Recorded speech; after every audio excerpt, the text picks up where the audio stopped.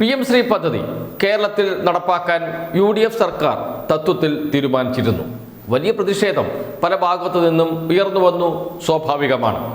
കാരണം തെരഞ്ഞെടുപ്പ് ഘട്ടത്തിൽ വലിയ രാഷ്ട്രീയ ആയുധമായി LDFനെതിരെ UDF ഉപയോഗിച്ചതാണ് PM ശ്രീ പദ്ധതി. മുസ്ലിം ലീഗും ജമാഅത്തെ ഇസ്ലാമിയും മുസ്ലിം വോട്ടുകൾ LDFനെതിരെ ഏകീകരിപ്പിക്കുന്നതിൽ നിർണായകമായ ആയുധമാക്കി മാറ്റിയത് PM ശ്രീ പദ്ധതിയാണ്. CPM-ഉം BJP-യും തമ്മിൽ ഡീലുണ്ട്. നരേന്ദ്രമോദിയും പിണറായി വിജയനും തമ്മിലാണ് ഡീല്. നരേന്ദ്രമോദിയുടെ അനുജനാണ് കേരളം ഭരിക്കുന്നത്.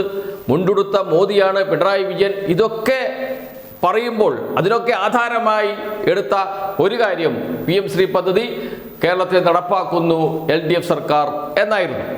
അതേ പദ്ധതി UDF സർക്കാർ അധികാരത്തിൽ വന്നപ്പോൾ നടപ്പാക്കാൻ തീരുമാനിക്കുന്നു. പ്രതിഷേധം സ്വാഭാവികമാണല്ലോ. പക്ഷേ പ്രതിഷേധം ഒന്ന് തണുപ്പിക്കണം. അത് UDF സർക്കാരിൻ്റെ ആവശ്യമാണ്. മുഖ്യമന്ത്രി അതിന് മുന്നോട്ട് വെച്ച പോംവഴി മന്ത്രിസഭ ഉപസമിതി രൂപീകരിക്കുക എന്നതാണ്. അങ്ങനെ N. ഷംസുദ്ദീൻ, മുസ്ലിം ലീഗിൻ്റെ നേതാവ്, വിദ്യാഭ്യാസ മന്ത്രി, കൺവീനറായി മന്ത്രിസഭാ ഉപസമിതി രൂപീകരിച്ചു. മന്ത്രിമാരായ M. Liju, PC Vishnunath, Roji M. John എന്നിവർ ഉപസമിതി അംഗങ്ങൾ. ആദ്യം യോഗം ചേർന്നു. വലിയ ചർച്ചയൊന്നും നടന്നില്ല. നിയമസഭ നടക്കുന്ന ഘട്ടമായതുകൊണ്ട് വിശദമായ ചർച്ചയിലേക്ക് പോയില്ല. രണ്ടാമത് യോഗം ചേർന്നു. ചില കാര്യങ്ങൾ ചർച്ച ചെയ്തു. തീരുമാനത്തിൽ എത്തിയില്ല. മൂന്നാമതും യോഗം ചേർന്നു. ആ യോഗത്തിലും തീരുമാനത്തിൽ എത്താൻ കഴിഞ്ഞില്ല. ഏകകണ്ഠമായ തീരുമാനത്തിൽ എത്തി റിപ്പോർട്ട് മന്ത്രിസഭയ്ക്ക് സമർപ്പിക്കേണ്ടതുണ്ട്. ഇതുവരെ റിപ്പോർട്ട് തയ്യാറാക്കാൻ N. ഷംസുദ്ദീന് കൺവീനർക്ക് കഴിഞ്ഞില്ല. എന്തുകൊണ്ടാണ്? പദ്ധതി നടപ്പാക്കരുത് എന്ന നിലപാടുള്ള കോൺഗ്രസ് മന്ത്രിമാരുണ്ട് സമിതിയിൽ. M. ലിജുവും PC വിഷ്ണുനാഥും ശക്തമായ നിലപാടെടുത്തു എന്നാണ് അറിയുന്നത്. പദ്ധതി നടപ്പാക്കാൻ പാടില്ല. കേന്ദ്രത്തെ ഇക്കാര്യം അറിയിക്കണം. കരാറിൽ നിന്ന് ഒഴിവാകുന്നതിന് വേണ്ടിയുള്ള സമ്മർദ്ദം കേന്ദ്രത്തിൽ ചെലുത്തണം. ആവശ്യമെങ്കിൽ കോടതിയിൽ പോകണം കേന്ദ്ര വിഹിതം ലഭിക്കുന്നതിന് വേണ്ടി എന്നീ ആവശ്യങ്ങളാണ് കോൺഗ്രസ് മന്ത്രിമാർ മുന്നോട്ട് വെക്കുന്നത്. എന്നാൽ N. ഷംസുദ്ദീൻ പറയുന്നത് പദ്ധതി നടപ്പാക്കണം. കേന്ദ്ര സിലബസ് കേരളത്തിൽ നടപ്പാക്കാത്ത രൂപത്തിൽ പദ്ധതി നടപ്പാക്കാൻ കഴിയും. അതിനുവേണ്ടി കേന്ദ്ര സർക്കാരുമായി ചർച്ച നടത്തണം. ഇതാണ് മുസ്ലിം ലീഗിന്റെ നേതാവ് ആവശ്യപ്പെടുന്നത് എന്നോർക്കണം. കോൺഗ്രസ് മന്ത്രിമാർ M. ലിജുവും PC വിഷ്ണുനാഥും പദ്ധതി നടപ്പാക്കുന്നതിന് എതിരെ രംഗത്ത് വന്നു എന്നാണ് അറിയുന്നത്. അതുകൊണ്ട് തന്നെ മന്ത്രിസഭ ഉപസമിതിയിൽ ഒരു ഏകാഭിപ്രായം ഉണ്ടായില്ല. എങ്ങനെയെങ്കിലും റിപ്പോർട്ട് സമർപ്പിക്കണം മന്ത്രിസഭയ്ക്ക്. അതുകൊണ്ട് കൺവീനർ N. ഷംസുദ്ദീൻ ഒരു നിർദ്ദേശം മുന്നോട്ട് വെച്ചു.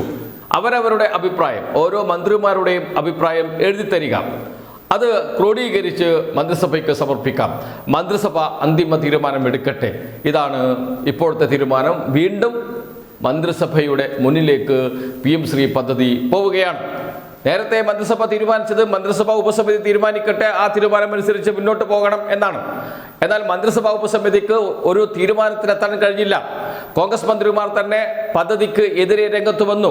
ബദൽ വഴികൾ തേടണമെന്നാവശ്യപ്പെട്ടു. എന്നാൽ മുസ്ലിം ലീഗിന്റെ മന്ത്രി ആവശ്യപ്പെടുന്നത് പദ്ധതി നടപ്പാക്കണമെന്നാണ്. അതാണ് ഏറ്റവും വൈരുദ്ധ്യം. ഏറ്റവും കൂടുതൽ മുസ്ലിം ന്യൂനപക്ഷത്തിനിടയിൽ PM ശ്രീ പദ്ധതി ഉയർത്തി മുസ്ലിം ലീഗാണ് പ്രചാരണം നടത്തിയത്. അവരുടെ മന്ത്രി തന്നെ PM ശ്രീ പദ്ധതി നടപ്പാക്കണം എന്ന നിലപാടിലേക്ക് വരുന്നു. കോൺഗ്രസ് മന്ത്രിമാർ PM ശ്രീ പദ്ധതി നടപ്പാക്കരുത് എന്ന നിലപാടിലേക്ക് വരുന്നു.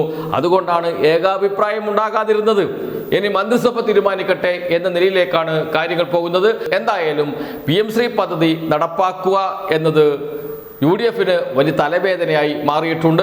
നടപ്പാക്കിയില്ലെങ്കിൽ 2000 കോടിയോളം രൂപ സംസ്ഥാനത്തിന് നഷ്ടപ്പെടും. ആ ഫണ്ട് എവിടെ നിന്ന് കണ്ടെത്തും എന്ന ആശങ്ക ധനകാര്യ വകുപ്പ് കൈകാര്യം ചെയ്യുന്ന മുഖ്യമന്ത്രി VD സതീശനുണ്ട്. VD സതീശൻ വിദ്യാഭ്യാസ വകുപ്പിനോട് പറഞ്ഞിരിക്കുന്നത് കേന്ദ്ര ഫണ്ട് വാങ്ങി മുന്നോട്ട് പോവുക എന്നതാണ്.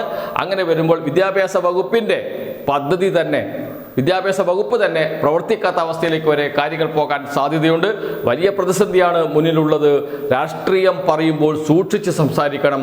കാരണം കേരളത്തിന്റെ പൊതുവായ താല്പര്യം വരുമ്പോൾ പ്രതിപക്ഷം ഭരണപക്ഷം എന്നില്ലാതെ ഒന്നിച്ചു നിൽക്കാൻ കഴിയണം. എങ്കിൽ മാത്രമേ ഇത്തരം പ്രശ്നങ്ങളിൽ നിലപാടെടുക്കാൻ കഴിയുകയുള്ളൂ. പ്രതിപക്ഷത്ത് നിൽക്കുമ്പോൾ ഒന്ന് പറഞ്ഞ് ഭരണപക്ഷത്തെത്തുമ്പോൾ മറ്റൊന്ന് പറയുന്ന അവസ്ഥയിലേക്ക് കാര്യങ്ങൾ പോകുമ്പോൾ അത് വലിയ രാഷ്ട്രീയ വിമർശനമായി ഉയർന്നു വരും. അതിലാണ് ഇപ്പോൾ UDF പെട്ടിരിക്കുന്നത്.